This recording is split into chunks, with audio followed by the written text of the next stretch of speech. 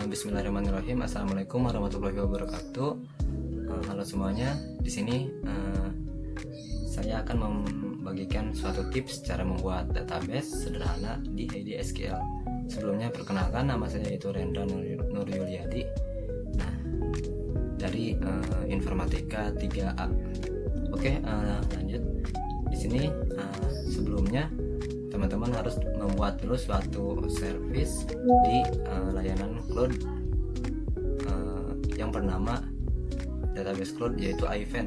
Nah, iVent ini mempunyai suatu layanan service untuk free tier. Seperti saya contohnya mungkin yang sering coba-coba project gitu, tapi projectnya pengen databasenya itu online atau terdeploy. Nah, teman-teman coba aja bikin dulu di servicenya itu, namanya iVent. Nah, ketika setelah membuat service, nah nanti kita diberikan kredensial datanya, mulai dari service URL, database name, host, kemudian port, user, password, dan lain-lainnya gitu.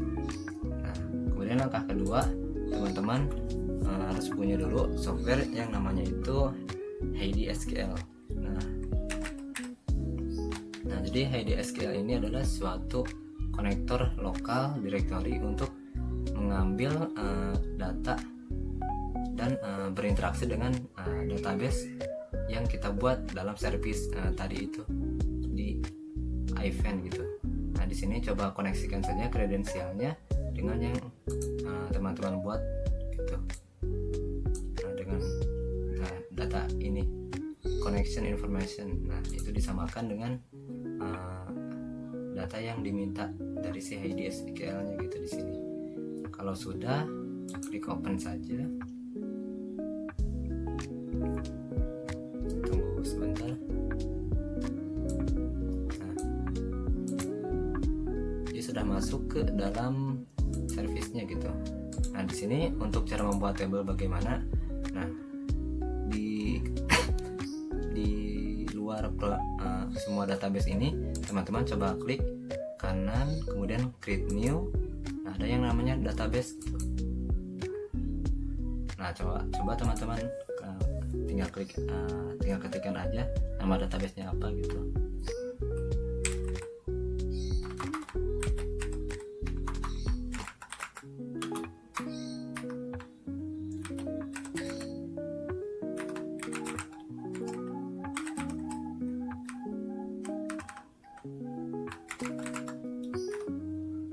Misalkan seperti ini, ataupun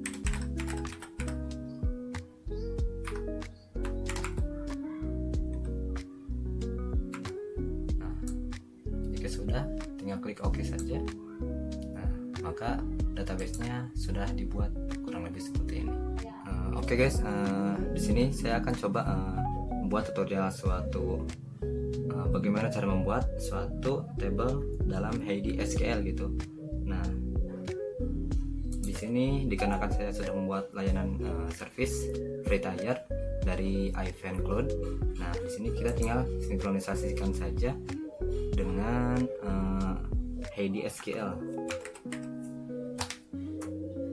Nah,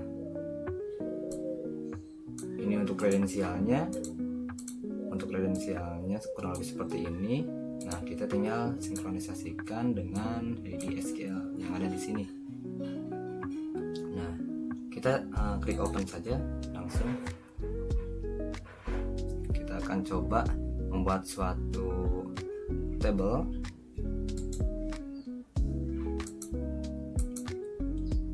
Nah, untuk table kita akan coba buat nama tablenya itu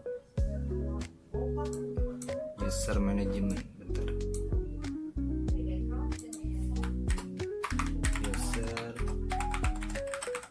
User management. Untuk konten komennya itu bebas. Nah, di sini saya akan coba buat kolom pertama itu ID.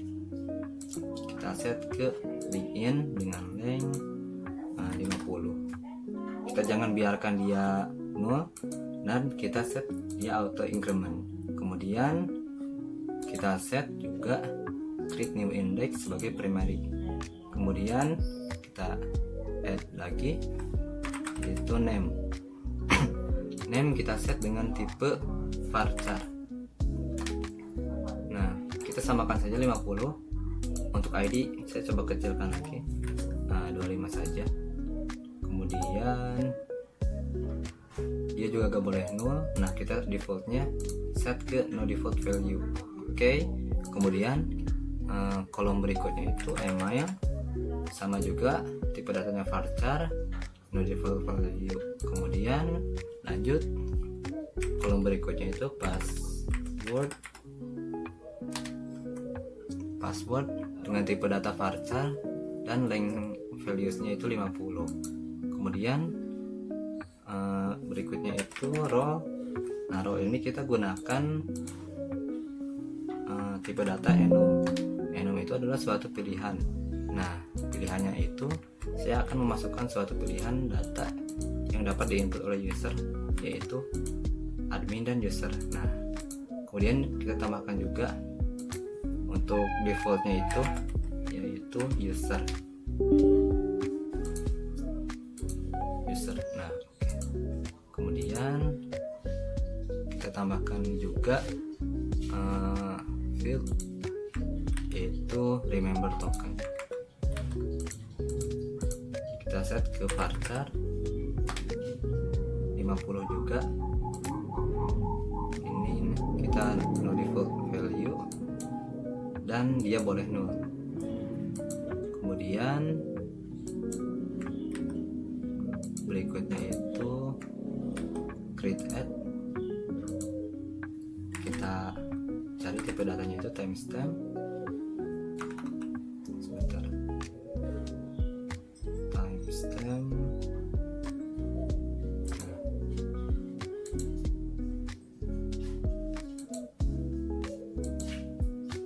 Dan yang terakhir itu update add.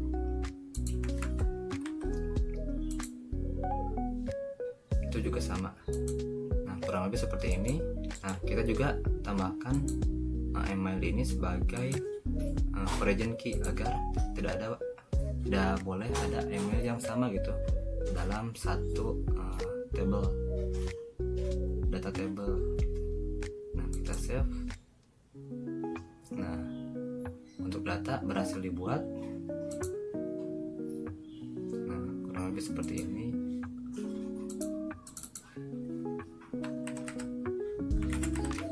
Kita akan coba isikan.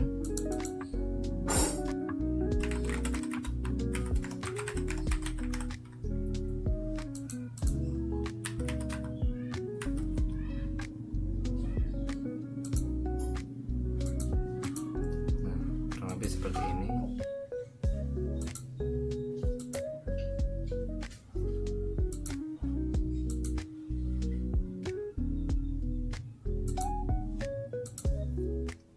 Halo guys, sini untuk video lanjutannya.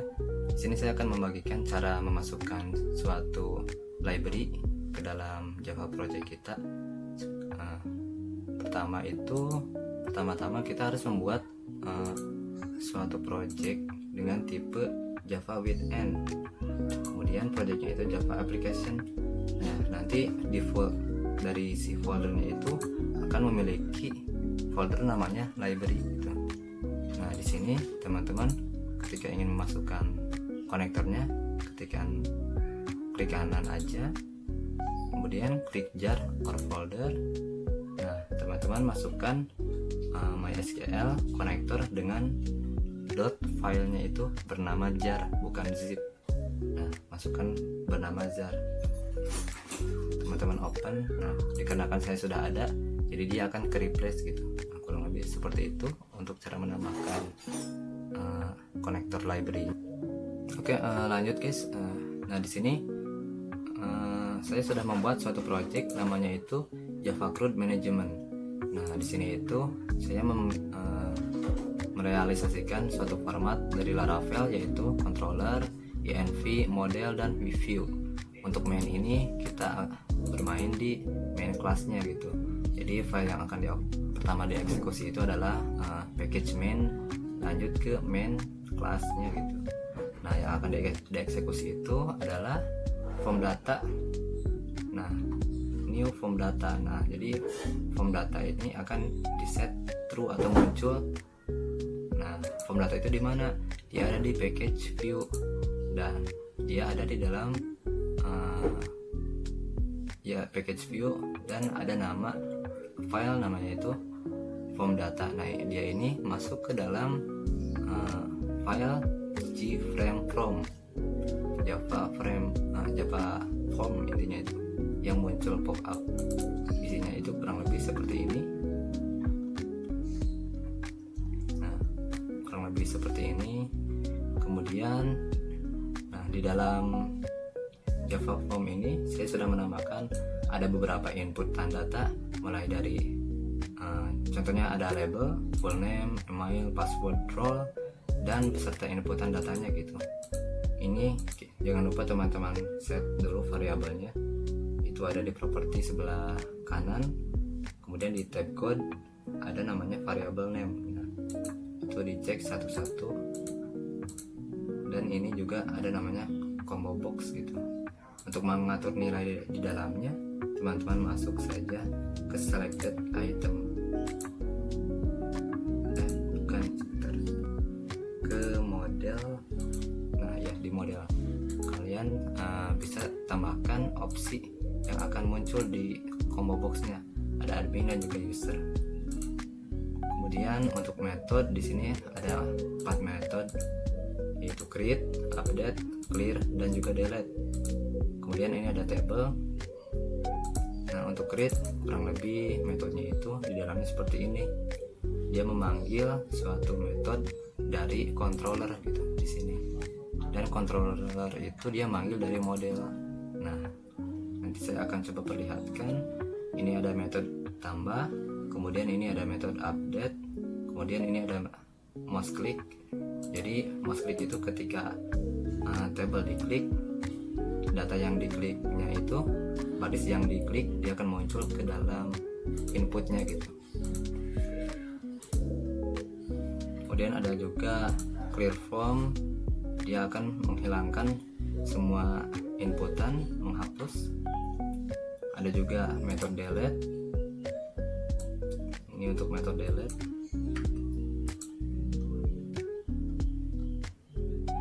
Kemudian metode update, metode tambah. Nah, metode yang paling krusial itu yaitu metode yang namanya load table. Dia akan menampilkan suatu data yang ada di Heidi SQL. Datanya itu ada di, nah, ada di sini. Nanti data 3 ini akan tampil di table gitu melalui metode load table. Nah, load table ini kita simpan di init komponennya gitu. Nah, di sini. Jadi waktu form dieksekusi, dia akan sekalian mengeksekusi juga metode load table, yaitu metode yang menampilkan data di dalam tabelnya gitu. Kemudian untuk model, nah, model ini kita menginisialisasikan suatu variabel tipe datanya dari si atribut table yang ada di env tadi. Nah, kemudian di dalamnya itu kita masukkan suatu field-fieldnya gitu yang akan di capture atau ditangkap, kurang lebih seperti itu.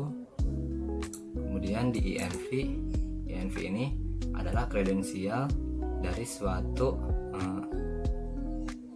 database cloud-nya atau si event tadi gitu yang ada di browser tadi. Nah, di sini kita masukkan mulai dari host, port, database, user, dan juga password, kurang lebih seperti itu.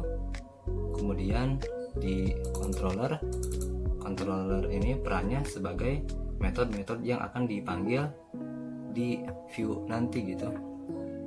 Nah, kita inisialisasikan metode insert, kemudian ada juga get all data, kemudian update data user, dan juga delete data user gitu. Nah, ini nanti akan dipanggil di view di form yang ini, di method action ini. Kemudian untuk main seperti tadi, waktu dieksekusi pertama kali projectnya akan menjalankan file form data. Dan ini untuk libraries. Nah, kurang lebih seperti itu. Nah, kita akan coba jalankan projectnya seperti apa. Kita jalankan. Nah, kurang lebih seperti ini untuk projectnya. Kita dapat melihat form datanya. Nah, metode yang pertama kali dieksekusi itu adalah load data. Nah, 3 data yang tadi ada di ID SQL, nah di sini dia sudah tampil di dalam tabel sekarang itu. Gitu. Kita akan coba input datanya. Misalkan siapa ya?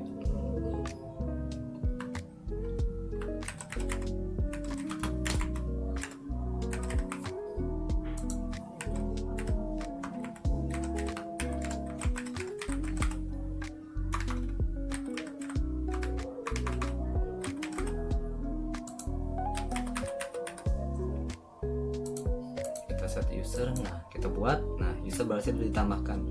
Nah, ini saya juga menambahkan suatu pop up yang namanya itu G option message pop up kalau nggak salah di dalam codingan tambah itu. Dan juga update, clear ataupun delete kalian bisa tambahkan juga. Nah, datanya masuk. Kita akan coba edit. Row-nya menjadi admin.